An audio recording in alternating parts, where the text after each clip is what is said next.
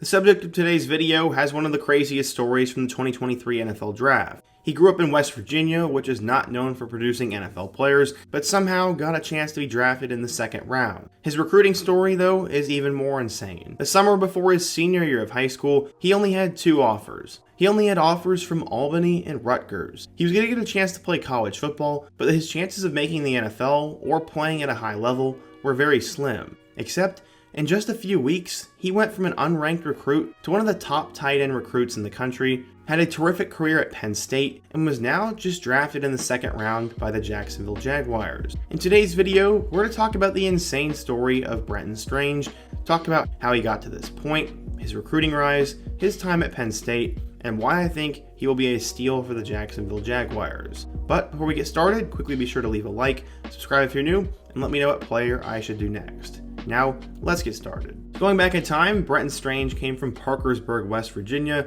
and he was never supposed to be an NFL player. No one from that city ever makes it to the big leagues, and the same could be said for Darnell Wright, who was also a top 10 pick from West Virginia.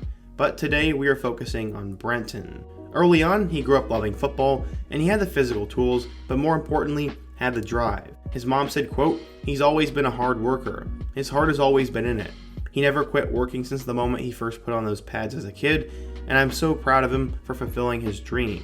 While at Parkersburg High School, Brenton had plenty of potential, and by the time he was a junior, he was starting to live up to it. He became both a football and basketball standout, and was starting to get recognition around the state as one of the top athletes, but that can only get you so far. As a junior, Strange finished with 56 catches for 938 yards and 12 touchdowns. It got him offers from Rutgers and Albany, which is a bit weird, so college football was going to be an option for him, but it may not have been at the level that he wanted to play. At the time, he was an unranked recruit, and in a state like West Virginia, it's hard to get the same exposure as other players, and the odds were low, but eventually Brenton would see a meteoric rise. He entered that summer with those 2 offers, and he had been at camps at both Marshall and West Virginia, but was looking for more exposure so he could hopefully climb up the ladder. His coach knew that he just needed to be seen, and that he had the talent all along. He said, quote, "As a coach, you just want to give them every possible opportunity. I felt like Strange was being under-recruited, so his junior year, we went to 11 different spring practices. I just wanted to make sure he was being seen by everybody in person. Sometimes film isn't enough, but I knew he'd pass the eye test. It would end up paying off in a big way, as his life would change in a matter of days, it seemed." Strange said, quote, "My expectations were just to get seen. I went to a rival's camp and got some exposure, and Purdue offered me after that. Since then, I've been going to school camps and working out for them individually." Strange's overall size and mobility caught the attention of coaching staffs around the nation as he picked up offers from schools such as Cincinnati, Marshall, Maryland, and North Carolina. His stock would rise even more as eventually both Ohio State and Notre Dame extended offers as well. Strange was bumped up to the 3rd-rated in-state prospect in 2019, behind Darnell Wright and Ohio State offensive lineman Doug Nestor. He said, quote, "It's really awesome to have offers from Ohio State and Notre Dame. They're both great places, the schools and the programs. They like my size, and I can move really well and jump well for a tight end recruit." With all the interest from big-time programs, Strange had to change his timeline, but he was happy to do so. Where would he end up going? Well, the annual whiteout spectacle game would persuade Brenton to make his college decision as he committed to Penn State. He chose them over the Buckeyes, Notre Dame, and West Virginia. Why Penn State? He said, quote, "I talked to my coach after my Friday game and told him if I liked the whiteout, I'd probably commit." His family also apparently loved the school. They were good with tight ends, he liked the coaches, and they liked the plan they had for him when he was going to arrive. He would be the 6th tight end on the roster, but that did not change his mind about going there, and he was pumped to be a Nittany Lion. He was always thankful to the coach that helped him get there, though.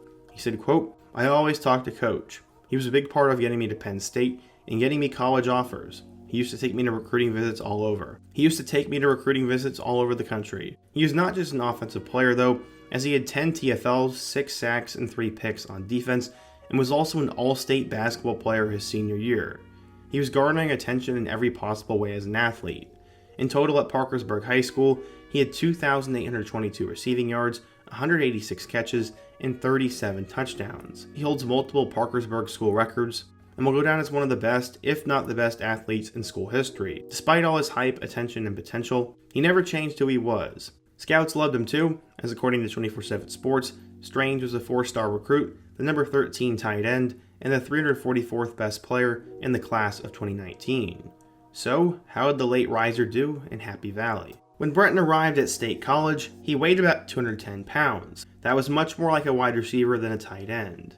He said his diet wasn't consistent, and he would occasionally skip breakfast or lunch because he wasn't hungry. With proper nutrition and working with Penn State's strength coach, the results came in pretty quickly for him. He said he saw, quote, a completely different person in just 2 to 3 months of time with the program, and he became a 6'3" tight end who was up to 248 pounds. He also had to learn how to be a tight end, as he never played it in high school, and it came with growing pain. He said, quote, definitely not playing tight end in high school and making the transition to college was big for me. I really didn't know how to run block, and I would be doing too much at times. I really had to lock in and learn how to do it. They would eventually lead him to getting the chance to be the next great Penn State tight end, following in the footsteps of guys like Jesse James, Mike Gesicki, and recently Pat Freiermuth.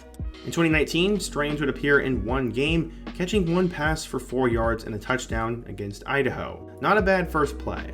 2020 would be his year where he'd become the backup, and he had a pretty good season. In week 3, he catched 3 passes for 38 yards and a touchdown against Iowa, but somehow the Nittany Lions had gotten off to an 0-3 start. From there, he played backup duty, but helped them win their next 4 games, including catching a touchdown against Illinois. In 2020, he finished with 17 catches for 164 yards and 2 scores. Going into 2021, this was supposed to be Strange's big break. He'd end up having a career game in week 2 against Auburn, as in that wideout matchup, he caught 4 passes for 71 yards and a touchdown, and helped them win 28-20. After that, he caught a touchdown against Indiana, had a touchdown in their loss to Ohio State, and had 4 catches for 63 yards in their snow loss to Michigan State. Strange didn't have insane numbers, but he definitely stepped up in a big way in 2021. He finished with 19 catches for 226 yards and 3 scores. In 2022, he'd have his best season yet. In week 1, he'd have a 67-yard touchdown against Purdue, and that would come right before halftime, and it was somewhat of a ridiculous play. After that, he'd help them beat Ohio at home before another huge game against Auburn. Against the Tigers, he had 6 catches for 80 yards, and they went into Jordan-Hare and destroyed them. Coming back home against Central Michigan, he caught 5 passes for 42 yards and 2 touchdowns, and then had a touchdown against Northwestern. His start to the 2022 season was insane, and he arguably looked like the best tight end in college football. He would unfortunately slow down though. He was pretty much a non-factor against both Michigan and Minnesota, had 4 catches for 13 yards against Ohio State, and didn't do much against Indiana. Luckily though, Penn State was still winning games. After that, he'd have a touchdown against Maryland, had 4 catches against Rutgers, and would finish his career with 2 catches for 17 yards against Michigan State. In total, he caught 32 passes for 362 yards and 5 touchdowns. He still didn't have the receiving yard numbers that many expected, but overall, Strange was getting better, and all that potential was there. Because of that, he declared for the 2023 NFL Draft and was expected to be a mid-round pick. In 3 full seasons at Penn State, he was targeted just 92 times and was never targeted more than 40 times in a single year.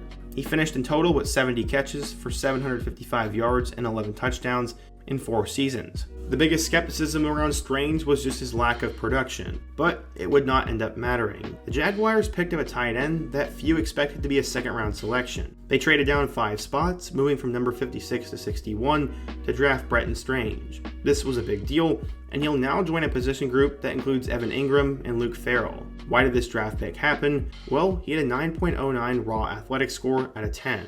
This was the 102nd best out of over 1,000 tight ends in the last 30 years, and his 124-inch broad jump was in the 92nd percentile. His 40-yard dash was in the 91st percentile, and his 36-inch vertical was in the 82nd. Basically, what these numbers are saying is that he is an athletic freak. Strange became just the 3rd tight end in the last decade to go in the first 2 rounds, despite having less than 800 career receiving yards. It may have been a risk, but it was seemingly worth it for the Jags, and scouts had this to say. Quote, Brenton's a sure-handed guy in the receiving game who can shed tackles and can even leap over defenders en route to the end zone. He can also throw some solid blocks to allow your team's ball carriers some space to run through. This was a huge deal for the kid from Parkersburg who had 2 offers going into his senior year.